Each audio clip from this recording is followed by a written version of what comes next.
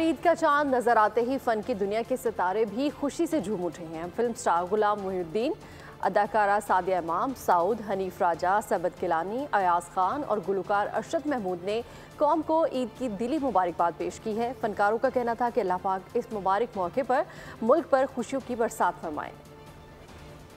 मैं अपनी जानिब से पूरे पाकिस्तानियों को और ओवरसीज़ पाकिस्तानियों को और तमाम आलम इस्लाम को ईद की मुबारकबाद देता हूँ। मेरी तरफ से और मेरी पूरी फैमिली की तरफ से तमाम अहले इस्लाम को ईद मुबारक। मैं सबको अहले पाकिस्तान की तरफ से जो दुनिया में बैठे हुए ये ट्रांसमिशन देख रहे हैं उन सबको दिली ईद मुबारक पेश करता हूँ।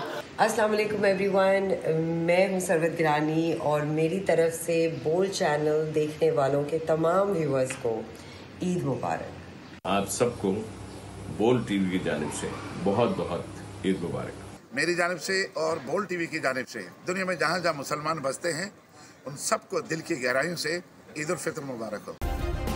सब्सक्राइब करें और बेल दबाएं ताकि कोई खबर रह न जाए।